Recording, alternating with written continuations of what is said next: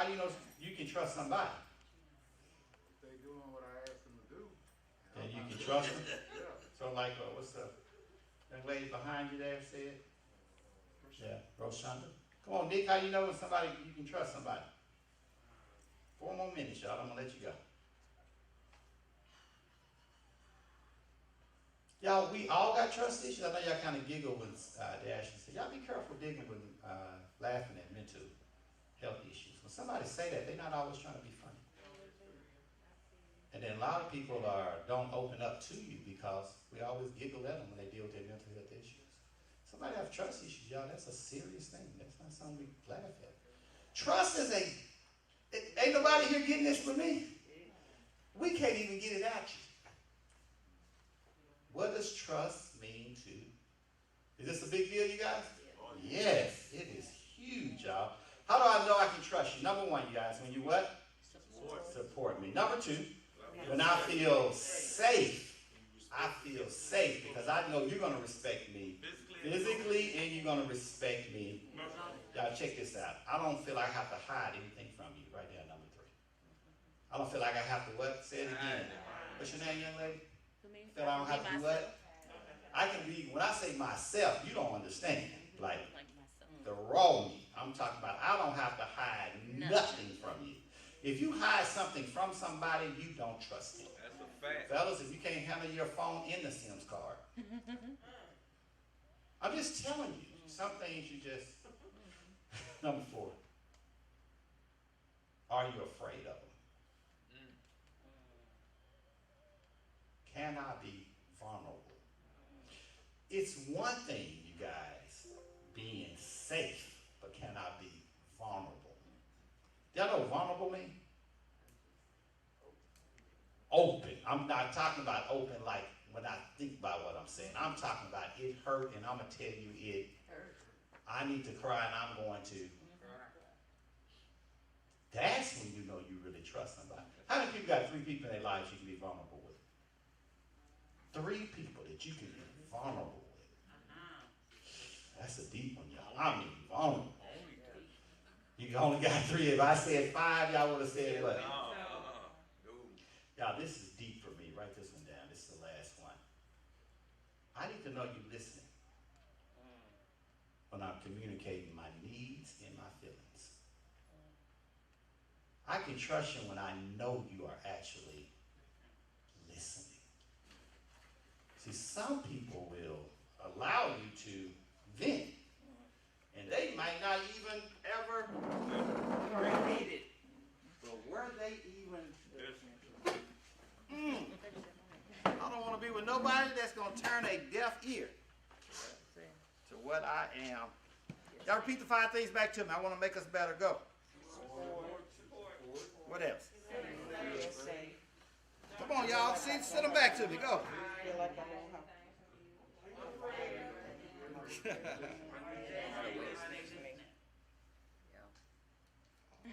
right. Whenever y'all are ready, tell me when you're ready, Carol Ann. Ready. We're ready? Yes, sir. We're ready. Facebook, we're ready. Social media. Going live now. You are live. Hello and welcome to Ask the Undertaker. We're an open, honest look into funeral service brought to you by Golden Gate Funeral Home and Crematory with facilities in Fort Worth, Texas, Dallas, Texas, and Tallulah, Louisiana. I'm your host, John Beckwith Jr., and I'm joined today by my sister, our Chief Financial Officer, my partner, Sister Carolyn Haynes. Good morning, everybody. Good morning, everybody. Good morning. And we are live here with the staff of Golden Gate Funeral Home. Let's talk a little bit about it. What 4th of July means for the Black African American people. So let me hear from you, staff. What does the 4th of July mean to Black African American people? Does it, Carolyn, really mean the time that we celebrate freedom? Well, growing up, that's what we thought it meant, and that's what we were taught. But since being adults, since the things going through some things as African American, we have since found there's a little bit more to this 4th of July than we even knew or thought about. Hey, y'all, for me, it's all about the fireworks. I grew up with firecrackers. We grew up, Carolyn, being able to shoot our bottle rockets and walk around with our flares and different things. Barbecue with our family. Hey, I don't know about y'all. That was important to me to be able to do fireworks. Anybody else here did fireworks as a kid? Oh, yeah. Big time. And some of y'all probably still now do them as adults. Oh, okay. That was important to me. I used to look forward to that. Not only myself, when I got older, I would take my kids and we would find these places on the side of the road that sold fireworks. And I lived in Rockwall, so we could go right outside the city limits and actually pop the fireworks. So not only did I do it as kids, and I wanted to share that with my kids as well. And we would spend hundreds of dollars on fireworks. Really had a good time. That was important to me for 4th of July. Important to anybody else besides me? Yeah, I mean, and it was that date that we did that. Another thing happened was family reunions. Yes. Family reunions. I went to some family reunions with some people because most of their family reunions, Carolyn, was 4th of July. I'm these are black people now. I'm not talking about white folks. No, I'm talking about African Americans. 4th of July was a major time for, and I looked forward to that. I thought that was amazing, Carolyn, to see generations of people get together, have stories about what's going on. So 4th of July to me was always very, very important. It was a holiday that I look forward to. What about yourself? Most definitely, and you know, some of the things we didn't do a lot of family reunions with our mom, but we did get together as a family. So we would go to the park. We would go, you know, she'd take some of us, and we'd have to we'd go to the park like 7 o'clock in the morning just so we can get this spot, so that we could then come back and do the barbecue. Nobody else relates with that? Okay.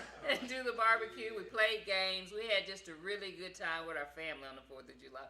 So, as African Americans, do we get that taken away because Congress finally decided we should celebrate Juneteenth? No. Do we now say, hey, okay, now the nation recognizing Juneteenth? We've always recognized Juneteenth. We've always celebrated Juneteenth. I cannot remember not celebrating Juneteenth. Right. We always knew what Juneteenth meant. I didn't find that out last year. I didn't find that out This year when when they decided to make it a national holiday. We always celebrated Yes, Juneteenth. So 4th of July and Juneteenth, we've always celebrated Both. It's just the rest of the nation didn't. Yeah. Now the rest of the nation gets off like we get off. Right. Now the rest of the nation get another holiday like We do. So as African Americans, me personally don't believe we should cancel 4th of July just because they finally gave us Juneteenth as a official holiday. No, not at all. Let's just celebrate both. Juneteenth is gonna come first. Okay. So let's get that one in and let's have a great time and celebrate and learn what Juneteenth really is, as well as what was going on with the 4th of July. So we're Africans, right? I Right. think that's what they say. So they come first, right? So Juneteenth. Yes. But we're also African Americans. So can we also celebrate 4th of July. 4th of July? I'm not gonna let them take it from me. Right. I don't know not about at y'all. all. As a black person who ain't canceling 4th of July is me. I still think it's a holiday. I think you should still We're have a day celebrating. off, Carolyn. Yes. I think we still get together, do some Fireworks. barbecue, Yeah, some don't- fireworks. Watch the fireworks though. Especially at my age now, I definitely can't afford to get a finger to grow back or something like that. But yeah, I definitely agree with that. And then I don't think it's anything being taken away from us as African Americans for us celebrating 4th of July. No. Now, it's just me personally. I do want to read something that was written by a young man named Dr. Rick Warren. He's the president and founder of Black Expo. This is what he said. He said at one point they're declaring freedom. He's talking about those who did the Declaration of Independence. He said at another point they're enslaving people. He said that's an interesting dichotomy. Right. He said, how are you going to celebrate July 4th, 1776 is saying that the 13 colonies are free, but you have hundreds of thousands Africans that you are enslaving at the same time. How do we answer that question as African Americans? Well, this was my answer to that, and everybody has their answer. Carol said they never thought we were human. Right. That's true. No more than I let my dog go yesterday on 4th of July. They never looked at us as being human. Nobody let their pet go yesterday. They said, I feed my pet. Don't you? I put them in a cage. I would even chain them up. But you never thought to let them free yesterday. You never let your pets free on Juneteenth either, did you? No. Because you think you own them. And that's what they thought of us on July 4th, 1776. They thought all humans were free. They thought all Americans were free. They never looked at us as their equal, Carol. Oh my goodness, that's just an eye opener at that point. And again, most people weren't even looking at the Declaration. They weren't looking at the document that they signed They were just looking to say, this is how we were raised. John stated some things, but we really need to think about what's going on in America. So we wasn't given freedom. No. We actually had to fight for our freedom. We have to actually change some laws. Yes. It's interesting. You still have to fight African Americans to go vote. You Right. still have to go out and do a voting drive. We still have to do so many things because we act like something has been given to us, and nothing was given to us. Carol, we had to fight for Everything. It's interesting because Yes. everybody didn't join the fight. That's It true. was a few people fighting for everybody's rights. It was a few people fighting for everybody's freedom, and then everybody got it. It was a few people fighting for civil rights, Right. but everybody gets to Enjoy enjoy the civil benefits rights. from it. Yes, So sir. I think on 4th of July, we should look back and see why we're not doing more voting drives on 4th of July.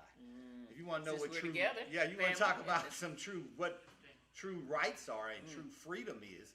Freedom is being able to fight for your rights. And I think that's one of the things that sometimes we get a little too deep on Ask the Undertaker. That he does, y'all. But all this information is great information. And as we stated on Saturday, we need to teach our generations. They don't know. Just like John said, when he was small, then we were raised enjoying the fireworks. We enjoyed the family and the light. Nothing about what really happened during that time. So let's talk a little bit about what should we do at our family reunions. What did we do? What should we do when we come together as family for holidays? Right. So we had 4th of July. Right. Now we have Labor Day coming up. Right. We might have that opportunity to spend with some family. What do we do? What do we talk about? Well, one of the things I want to highlight today is right of disposition. Raise your hand if you have a right of disposition in place. Who's in charge of your funeral? I think that's one of the things we have to talk about. Carolyn, it's important not to talk to everybody about all your business. Y'all agree with that? Most definitely. And on Saturday, John made a very good point in that some people aren't listening. We still hear quite often, oh, I don't want to talk about that. And we talked about being together, family, having a good time. Oh, don't bring that information in here about death. We're having a good time here. But you can't talk to everybody about important issues, but you need to talk to somebody. So it's going to bring us back to the word that Golden Gate Funeral Home has with their staff today, which is trust. Yes, sir. Who do you trust with the right of disposition? Right. And who do I trust to talk to about right of disposition? Who can I share that with? Now, I'm only going to share it with someone that I actually trust, that they're actually listening, they're actually going to pay attention. We talked about at least 5 things that what trust means, and who is it that you can trust, and you need to be testing someone to see if they can actually be trusted. Yes, sir. So how many people have common law marriages in the state of Texas? Well, that's very popular. It is. But do you trust your common law husband or wife? And that answer is 99% yes. Because that's the person you chose to live with, be with, put out as your common law husband or wife. And you trust them. Now, switch that back around. 99% of the people, family don't. Right. They don't trust common laws. When you pass away is when people come back and say they're not married. She or he just wants what they can get. Y'all, that's why it's so important. It's whoever you trust. Now, don't ever think that your family's going to agree with what you agree with. You must have that in Right. Who has the right to handle my final disposition? Carol, that has to be in writing. Exactly. And again, as he just stated, that has to be the person that you trust. Sometimes we don't agree with each other at all times, but if you trust them enough to say, okay, I'm going to do exactly what you asked me to do. So let's put this in writing so the rest of the family understands and knows these are your wishes, but it must be in writing. So right disposition is free. Yes. Doesn't cost $1, Dime. $1, $1 dime. You can come by Golden Gate Funeral Home even today on July 5th. You can Fifth. stop by and pick up one. We have 2 notaries here. Yes. They'll notarize it for you at No charge. no charge. You can put whoever you want as the charge. person Yes, in sir. charge Yes, of your sir. funeral starting today. Today. Today. And everybody don't have to know. That's the most important thing. Staff, we don't get anything else across is that you don't have to tell everybody. You don't have to go make the announcement at the 4th of July Celebration. reunion. Yes, sir. Don't mess up the party. Don't get up and make an announcement. This is my wife and she's in charge and mama, you ain't running nothing. Don't do that. Right. I got 5 kids. I ain't never liked this one. This is my favorite. This is not the time for that. have that read at your funeral. Have that read at the Right. last will and Testament. I don't believe you should discuss that in a family reunion setting. Right. I don't think you should discuss who's getting the car, who's getting the house, Right. who's getting the money. I don't think that should be discussed. That should only be discussed with the people that you Trust. So it's 7 things we talk about Right. Every week. at least 3 times a week. Yes, sir. So who should know about the insurance? Somebody you Beneficiary. trust. Listen, if you're not the beneficiary, it's none of your business. How often do we sit down and make funeral arrangements? People say, I think they got a policy. That's what you need to be doing. You need to be thinking. And then when y'all leave, I'm going to go back to the Undertaker and say, now give me one of them death certificates. I know we didn't talk about it because it's nobody's Business. Everybody don't need to know. You don't have to have a fight within the family. Right. Just tell the person you Trust. But please tell them now. Yes, please. No, tell don't them. listen, if nobody's come to you and told you you're the beneficiary of the insurance, you're not. That's right. So were you guessing at that?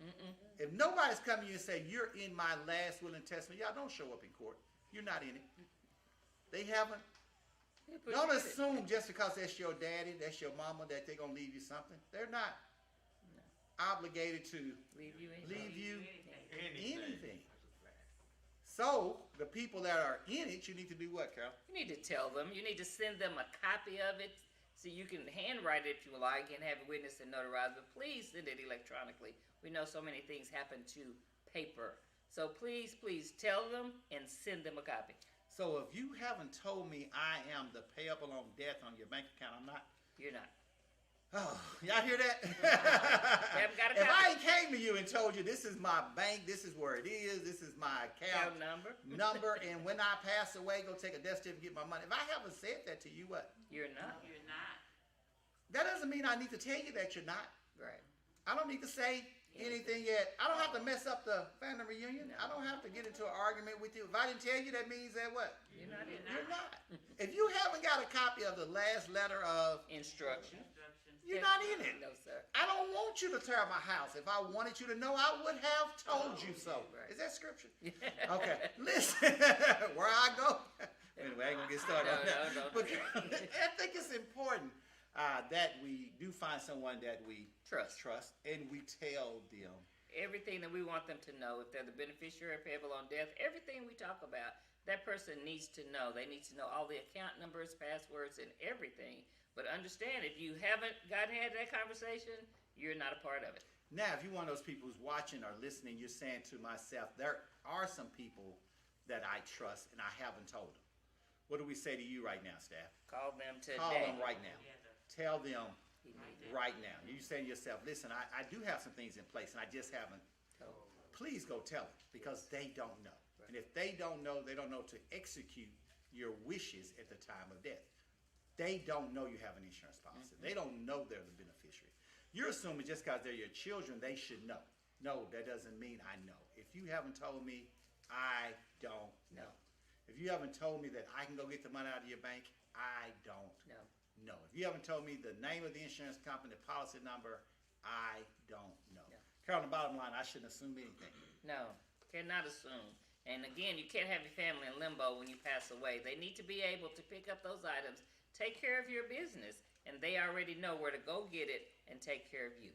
Y'all, thank y'all so much for joining us on another Ask the Undertaker. And y'all enjoy your 4th of July holiday weekend, even if you're African American. May God bless you and may God keep you is our prayer. All right. Good morning, everybody. Let's go with a few family. All right. Anybody got a front desk list? I do. All right. Anybody got a front desk list? Wave at me. Everybody. Anybody got WhatsApp? Right. Come on. Work with me today, staff. We're going to have a great. Now, this is what happens. Everybody saw that Miss Brenda put out there that her son was shot. Man, that was really sad. Yeah. I don't know how it was.